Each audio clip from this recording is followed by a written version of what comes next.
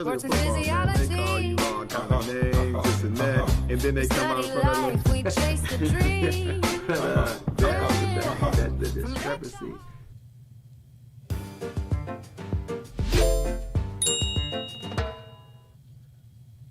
Hi, and welcome to another episode of A.S.A.P, Academic Sports and Physiology.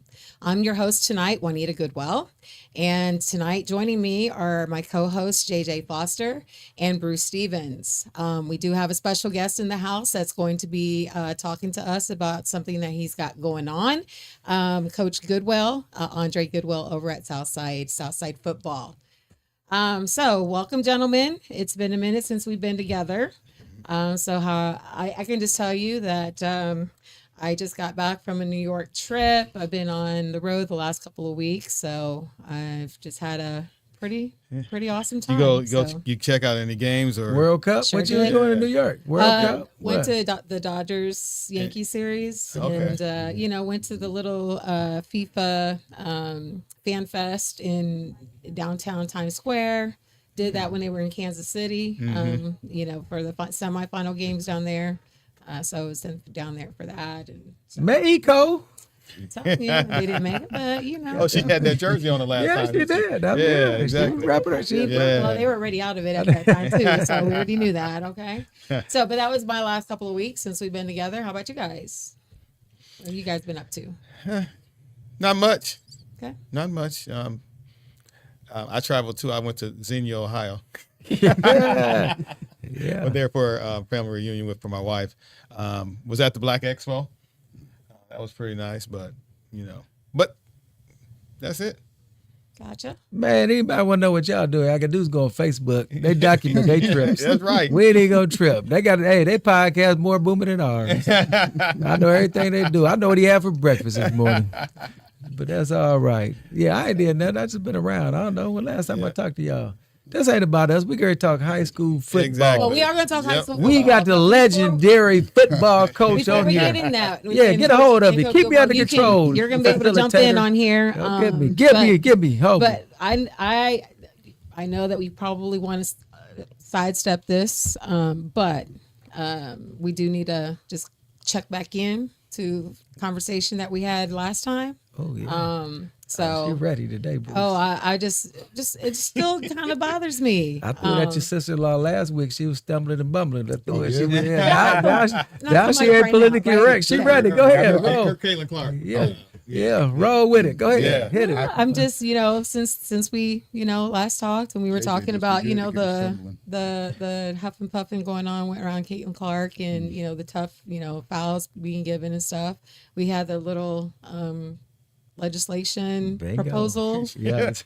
or a letter from legislators, that's state or, crazy. congressmen to the WNBA president saying that they need to do better. And So I just want to say this is that unnecessary that I'm talking about. And I think that it does take away from the game, when that kind of stuff is going on. And, I just think that our women need to be able to, have a legitimate, season and game being called and tough fouls being called out like they were and penalized as they are. But that's just really too much. It's getting a little crazy for me. So Yeah. Actually, any other thoughts on that? There's nothing else moved on it as of right now. Bruce But the Stevens, what fact you that got? Caitlin Clark apologist, what you got? Yeah, I'm not a Caitlin Clark apologist, but I am a fan. You know me, I tell it like it is. I just had someone send me something on the one where Jaquel Jones set a screen on her, and Caitlin got upset, and they got her a technical. It was a good screen. She was there. It was a hard screen. Like I told them, she shouldn't have been mad at the referee. She should have been mad at her teammates for not telling her that the screen was coming. Right. So I like her. I think she's a good player, but I also do believe she needs to, especially if you're going to be the face of the WNBA.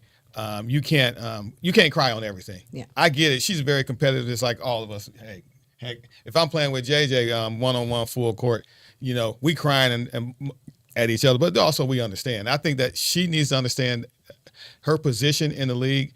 Yeah, you can complain, but it can't be on every call. Yeah. It can't be on every call. But the problem is her fan base Yeah. Gosh. Well, we blamed it on the fan base last time we talked, and that's what we've all talked. And then since that time, as I'm watching, it's almost like she's buying into the hype and believing what everybody is saying. Right. So now I replay like, oh my gosh, I can't believe y'all didn't call it. They got to call that. And she's saying stuff in press conferences and things, because before we all talked about, oh, she a competitor, she want to play. Now it's almost like she's buying into the hype. And then I'm also going to say this, because there's a lot of shock jocks that are out here with these podcasts saying stuff and using the terms like racist and this and other, calling the African-American women that are speaking out, that are saying stuff and saying negative comments to the Caucasians that are, that are saying they don't agree with it either. Right. But it's funny because we'll take somebody like Sophie Cunningham, and I just heard this comment the other day, and I'm not going to give anybody credibility. But on the show, the gentleman was talking about people need to shut up. She's got her own shoe because she looks good and she's marketing off of her looks, and that's what it's all about. Now, and he called he said all the black people, the commentators that said something about it, they were racist because that's what she was doing. Now, you want to know what's funny is, and I don't know if he did per se, but I guarantee y'all 100%, and y'all know I look at sports. When Maria Sharapova, the tennis player, she earned more money than Venus and Serena. Wasn't nearly as good as them. Right. Everybody, it was an uproar. Everybody was made a big deal out of that. But I guess, I don't know, if white people talk about white people, it's not racist, and that's what we're going to recognize. But yeah, this is the exact same thing. Your talent is your talent, but the marketability a part of it, I get it, but don't call people racist because they're saying your marketability is dictating people trying to say how great you are on the field of play. That's not the case. Yeah, well, and when you get to the Sophie Cunningham situation, it's she hasn't even been an all-star. Like, she hasn't had any kind of leading stats. But it's the connection to she's using Caitlin and all of that. She's using that to. But ain't nothing wrong with that either. No, right? There you go. She's using, exactly. Do what you got to do. Hey, now if you had a game now, it's the. She's how she's pointed. Yeah. Everybody's. I ain't gonna lie. I kind of like that for Right. myself. So Yeah, it's a nice little. So Only thing I would add to that is just like any other great. If she's going to be the face of the league, no different than Michael Jordan, no different than LeBron, she's going to get attacked every night. You're going to get hard fouls. You're going to get unnecessary fouls sometimes. It's going to be part of the game. If you want to wear that mantle and be that person, some of those things you just have to accept. Yeah. And I think going on with time, she can and learn. Gotta get in the weight room, get tougher, you know. But I think with her game, it speaks for itself. So no matter the hard fouls, no matter what she endures, everybody knows she can play, but she's got to play through it. And like JJ said, now it just seems like every foul now she's looking for it to be magnified or something like that. But I say just keep playing. But she has to know that that's the attitude she's going to get from her opponents each and every night, and she should expect that. Yeah. And here's the thing that everybody's so focused on Caitlin Clark. The Fisher Collar just came back, had 24 points. Nobody says a word. You got players on other teams. Marina Mabry is having one of the best seasons you ever, and nobody talks about it. I think we need to. They're saying that women's basketball is coming back, but they're only focusing on one thing, and I think we need to slide over. And Asia Wilson, she does get hers. I appreciate everything that you said, but I'm gonna hit you with a hard pause. Okay. On her own team, Kelsey Mitchell is balling. Definitely. Yeah. That don't get the respect. That don't get the and show what they do without her. It's Yeah. been done. But people would act like last year didn't exist. Right. And Kelsey ain't doing what she doing. So, they But got a heck of a team. They got a heck of a team. You got two Heck of a team. You got two players at one point, they were both in the top 5 in averaging, and I think Clark was second or top in assists. But you got Boston, you got 3 players, and like you said, Kelsey Mitchell, you just give her the ball and move out of the way. She can create. Yeah. So that's what I'm saying. Kind of what Jay said. What I'm saying is we need to. Okay, they're going to be some. We know they're going to talk about Caitlin, but we got to get some of these other players in here to get some recognition. Talking about because these women can play. Yeah. They can play. Stewie is having a heck of a season, and to me, Stewie, she may be I'm not gonna give. I'll give Asia, but Stewie, when it comes to just, and we talked about this, skill set, there's nobody in the league better than her. No. There's nobody in the league better than her. But we're not talking about that. We're not. Yeah. And like I said, I just, the letter to, just kind of have a conversation about something that you have no business having a conversation about right now. It's like that just was the icing on the cake for me from our last conversation. So, but with that, I apologize for not formally introducing our guest tonight and taking away the spotlight from the conversation with you. Thank you so much for being here with us tonight. But this was just one of those, conversations that I just had to touch back on. But Coach Andre Goodwell from Southside High School, and you'll be starting your 4th year as the head coach there. Had some good success, in last season, building some things, being a part of Southside, I, see the energy and the build up going on. So, welcome for tonight, or being here with us tonight. And we just wanted to touch base with you and just kind of see how things are going with the start of football season. Thank you for having me. When the first game? First game will be first scrimmage game will be the 14th. We have Anderson coming in on the 14th. Then the 21st will be our first game with Marion coming in. Been having a good summer.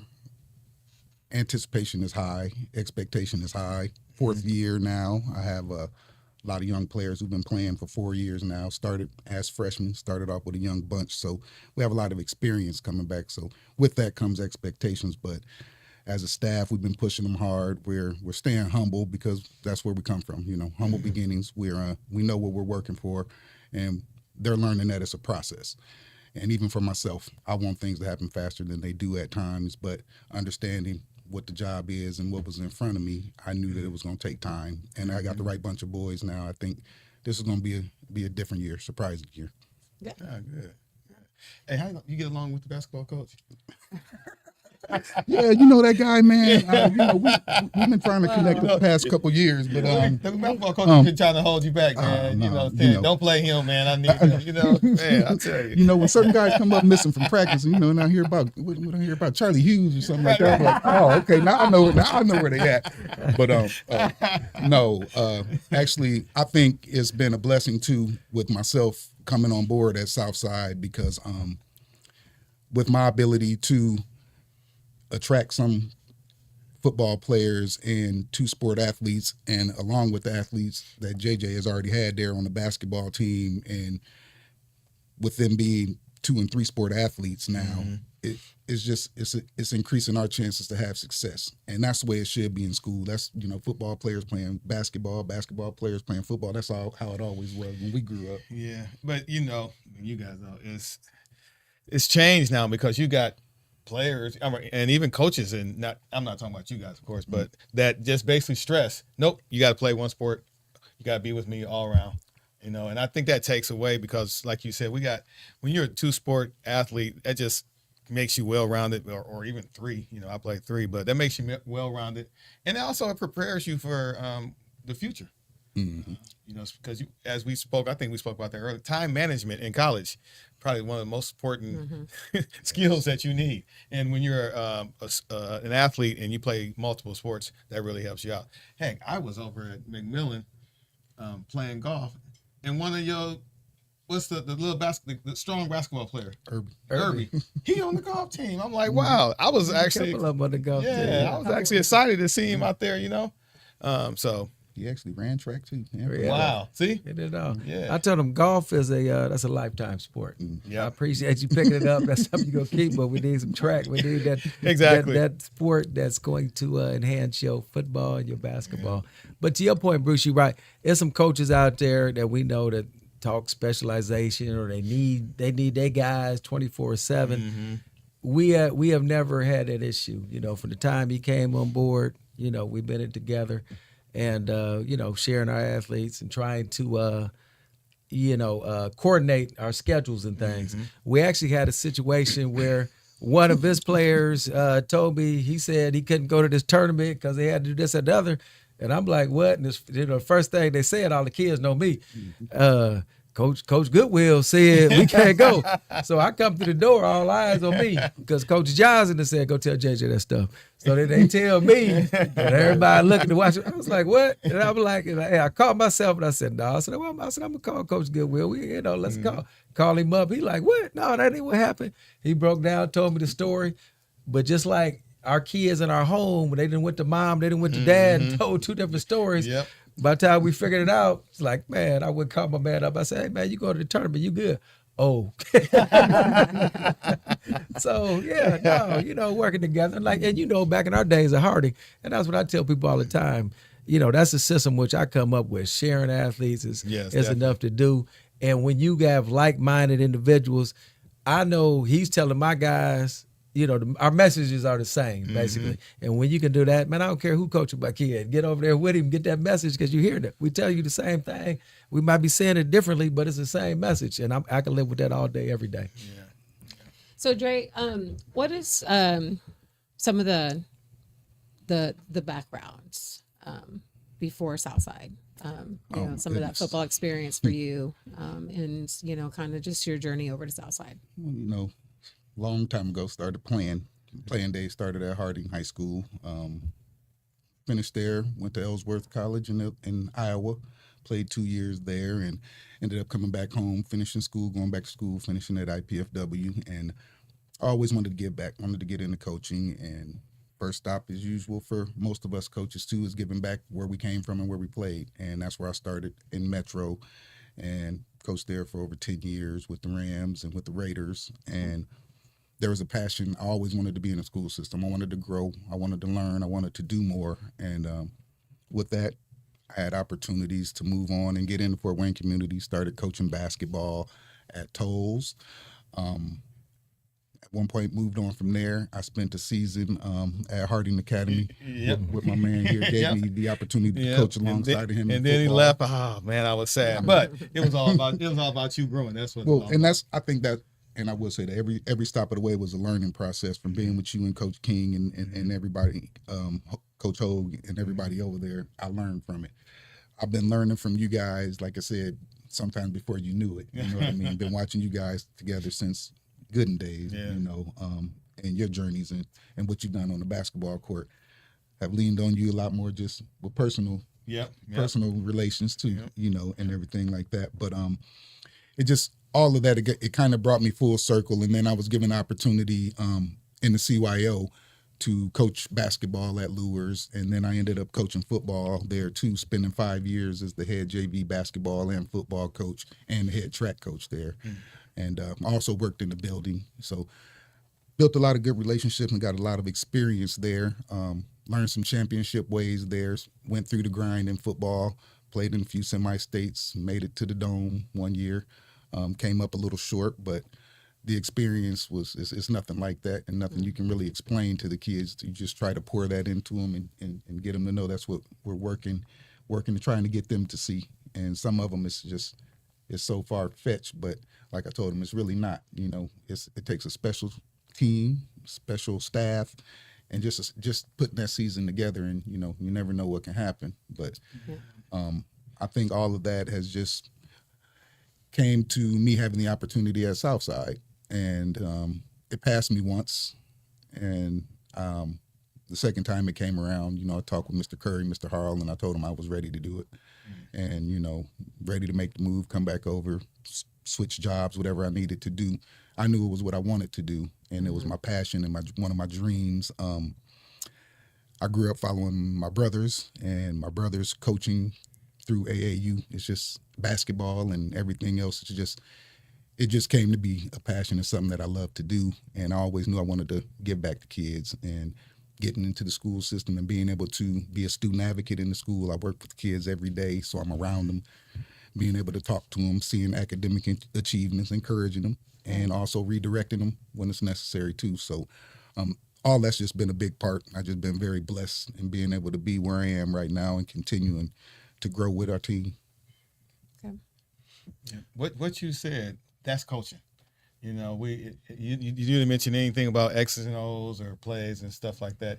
You mentioned what we do every day, or as a coach, what you have to deal with, and so that's the beautiful thing is the fact that you can come back and talk about your experiences. One thing that you said that kind of hit me is you said you learn championship ways, which we've all had that opportunity to get to that big place and been there, and it helps. But how do you relay that to a team that you go in and hey, well, they hadn't won a game in I don't know how many years or whatever?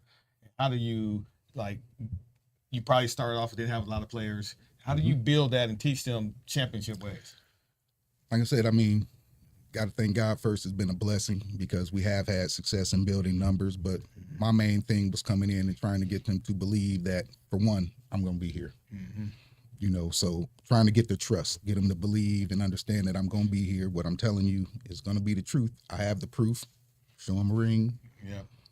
If we do it the right way and follow these kind of, certain protocols and have the right attitudes, we can put ourselves in a position for those things. And with that, I think it's still been frustrating to the boys because, again, we're getting there. It's slow. It's baby steps, and at a snail's pace. And, with kids are nowadays, they want instant gratification. We want things now. We want to see the turnaround now. But we're getting them to understand it and take those flowers when they come because, again, the humble beginnings, they don't know where they came from. They don't know 4 years before I got here and the 4 years before that, how things were and how tough things were. So we're fighting out of that. Kids are being recruited. We have all-state football players now. We're in 5A. We have all-state linebacker in Dietrich Smith. Again, Javon Irby, who you just talked about, is one. He and Dietrich, top 15 player in the area. So we're getting guys recognized and giving them opportunities to be seen by colleges as well. And that was one of my main goals. And one of the first things I said when I was interviewed was I wanted to prove and show that Southside had quality. And we had quality students. We had quality athletes that need to be seen. And with myself and what Coach Foster's doing over there, winning SAC championships and building the basketball program, I think we're showing that, but we still got a lot of work to do. I'm glad you clarified recruiting for colleges because I always thought was recruiting for high school. Me too. I think you meant that also. I was like, okay, where we going? But I'm glad you clarified. But with that Gotta said, get in the game too. So yeah, that part. But so you are a football guy on this panel. What can we expect this upcoming football season? I know what Concordia, they're out of the SAC, right? This starting this year? This will be their last year. This will be the last year. Okay, so after this year. But, okay, what can we expect? Who's the team to be? What is it going to look like? Where the Archer's going to fall? What do you think about the land for the city? I don't put a number on our success. I say we're going to win our fair share. Okay. That's what we prepare them to win. That's what, as a coaching staff, we put them in the right positions. We know how to finish games. If we can do all those things, like I said, we'll be over 500.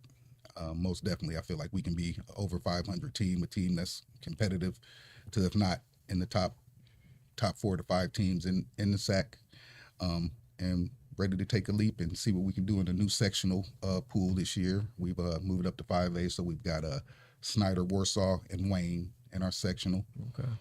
Unique opportunity. You get a bye the first round, you win one game, you're in the sectional championship. Okay. So with the team we have this year, we feel very confident about the team that we'll face. Is one game at a time to get to that position, and it's going to mean a lot for us to just continue to build. Okay. So, last year you guys were very competitive. A couple of the games came down to one play. It was exciting to be on the sideline, to see that kind of, just competition happening. Right. So, with, that kind of, to me, it's success, right? Because it's showing the progress in being more competitive in games than you've been as a program in a while. So, the man and the parent in me sees it as success, but the coach, I'm a little eager for more. Right. We all I was gonna say, spoken like a true coach. You're right. But to Juanita's point, that's what I say. All losses are created equal. And there's a time, you're right, when I go out there, somebody, hey, like you said, times before, I'm on a Friday night, like, man, what the heck did I'm out here watching? I gave up my Friday evening to watch this to where I'm out there now. Like she said, we competing. Hey, we might come up short, but my guys will tell you that's the number one thing. Hey, if I take a L, as long as y'all competing, I'm good with it. And that's what I'm seeing with your guys. And honestly, and I said I figured this out a long time ago at my stop. Well, actually, because at Harding, I kind of took it for granted. But then I got to Lures, and their football team was down when we first got there, and our hoop team was kind of down. So then I started seeing when they got some athletes in the football team, they come out, it's kind of a, hand in hand type of deal. And I said, so yeah, that's why you're gonna see me on a Friday. 'Cause I'm rooting for y'all because that momentum carries over into the basketball season with your guys. And it's about building that culture. And to your point, like you said, you try to instill in them guys. I know I'm reaffirming them guys down, oh man, we suck. No, what you talking about? I'm up here, man, y'all was out there, y'all did X, Y, Z, y'all was right there, it's one play at a time. And I talk to them in basketball terms and they get it. Yeah, we just 1 or 2 plays away. That's it. And, get it done. So no, I appreciate what you're doing. The guys, talk to us about you. You got some new guys on staff. Talk to us about your new guys. And with that said, hey, shout out, rest in peace, TC. TC Brown, who was on your staff for a little time. But yeah, talk to us about your new guy. Yeah, definitely rest in peace to TC, who, like I said, with me and my family, he goes back to us first moving to Fort Wayne from Akron, Ohio. And when we started playing Metro, he was one of my first coaches when I was 9 years old. So I've known TC forever. And then having an opportunity when I first got the job to have him on staff was a blessing. Yeah, no question. Crazy dude, if you know him. Know him, love him, all that, man. Definitely. Good dude. Yeah, Real he was. Great dude. But yeah, lived a full life, and but hate to see him go. But that was great. But we brought on some youth. I brought on a little bit of experience to the coaching staff. Finally snatched Coach Curry from out at New Haven. Yeah, long time. Tell him, where you going, man? Oh, I'm going. Man. Yeah. He had about 12 years experience running New Haven's offensive line. Very close friend of mine and a better man. And that's what I'm trying to build, bringing better men around, our young men around here. Somebody's going to give them positive role models, somebody to look up to, somebody to talk to, because I have 17 coaches, and I've told all of my coaches, I don't want the kids just to have a relationship with me. I don't want everything to be with me. We all here as a family to do that together. So, Wayne Kelly Jr. He's a graduate from Concordia.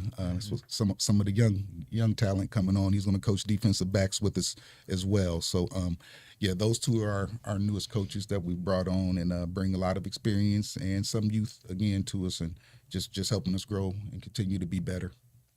Okay.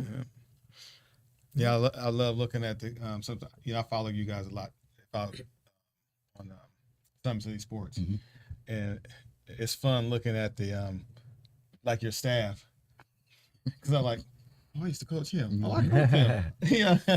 So it's fun. It's great to see those guys out there. Yeah, and for you to bring them up and help them, that's great. Yeah, I've got a few guys on the staff I coached as well. I mean, my son is on the staff too, so I mean, that's beautiful there. Try to keep it close knit. Yeah, that's something money came by. Yeah. Do you have anything coming up right now? Are there any fundraisers or anything that's happening? We just completed a couple fundraisers. What I do have coming up at will be the 5th of August. We have our pipeline assessment, and what that is now with Fort Wayne Community Schools, we have our pipeline football program going through all of our elementary and middle schools. We have tackle and flag football, and we're going to have a big assessment on the 5th of August here at Southside, where we're going to have a lot of fun, have them running around, do assessments, take weights, do a little combine type of situation with them, with getting ready for the second season. Last year was the first season. Southside's pipeline tackle football team, we won the championship in our first year, so hopefully we keep those kids in our pipeline, and we keep them coming to us, because we should have some talent coming in the future as well. That kind of reminds, when we were coming up, in basketball, I went to Harding basketball camp since I was in the 3rd grade. I knew I was playing for Harding, all that. And now you don't have that. So this pipeline kind of works at least to help you try to. I know. Ain't no now you don't have that. We don't have that in Fort Wayne community. I just had this discussion with Yeah. your boy Junior Davis and DeWine and them. Fort Wayne community. Go out to Homestead. Go out to Carroll. Oh, yeah. They have that one school communities. Harding was Yep. a one school community. Yes. Now that's where we And messed that's up. what they're missing. Yeah. You heck, you go to Warsaw, Northridge, Huntington, all those. I refs basketball games, and AAU. They got third grade team, fourth grade team, fifth grade team, sixth grade. They might have several teams, you know? Yeah. So that's And here you take the risk of doing that work with the third, fourth, fifth grade, and then they're off to another school. they go I mean, you know, and that's somewhere else. that's Yep. Yeah. some of that challenge for us. So, So one last question, if Yeah. I can, even more so to Coach Foster. But us being in that same tree now, what is it to parents that you would say that still veer and still have fears with Southside? Because I fight that. I think with some parents too that still will venture off and go other places that maybe look a little bit more sexy, or they do a little bit more flashier things than we do. But I'm still trying to fight to find a way just to tell the parents, give us a chance. Yeah, there you go. You know what? I tell people all the time, don't believe the hype, what you hear out in the streets. Come over, do the shadow day. Let your kids come over and see what it is. Come and talk to the coach and staff. I remember we had a young man that's been there. That you had the mom and dad came over. They was kind of teetering, and we sat out and we talked to him. Hey, we got that young man. He gonna be a senior in the program because we have them in sports for so long. So that's the thing we get to. You're right. You get people say, "Oh yeah, I trust you. I like what you're doing," but the school, I heard this, that, the other. So now, if you believe what we're doing, because you're right, you got a coaching staff that's caring for these kids, that's teaching these young men how to be young men and prepare them for life after high school. Same thing on my coaching staff. Now, I tell people, come up into the building.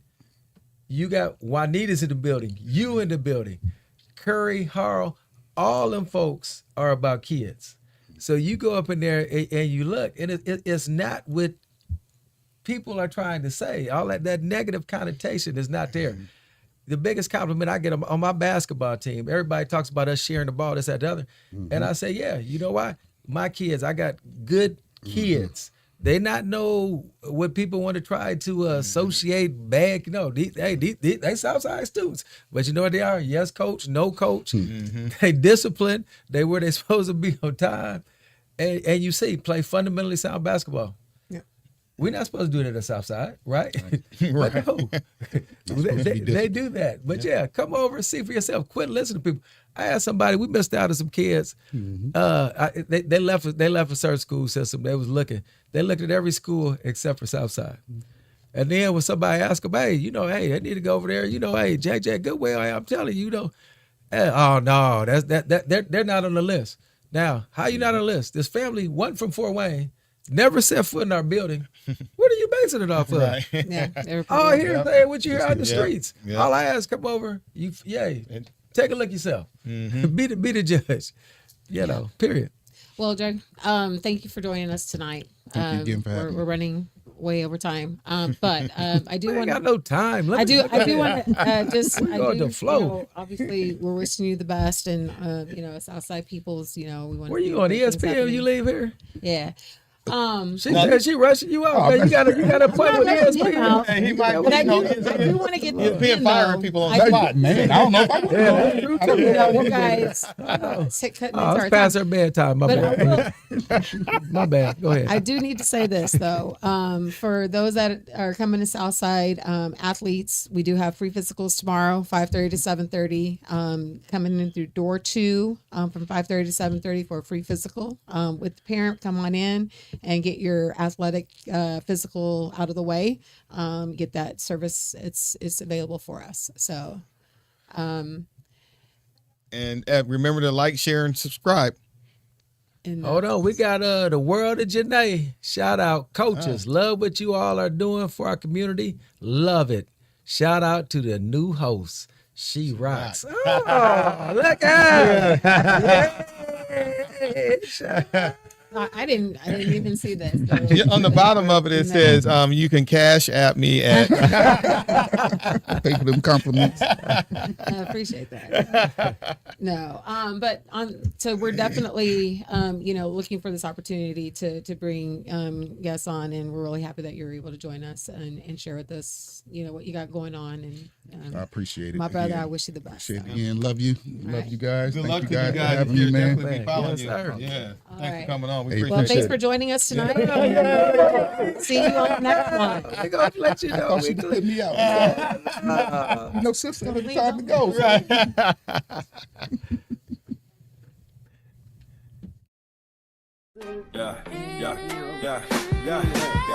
Academics, sports and They call physiology. you all kind of names, this and that, and then they come out Study in front of life, we chase the dream. the discrepancy.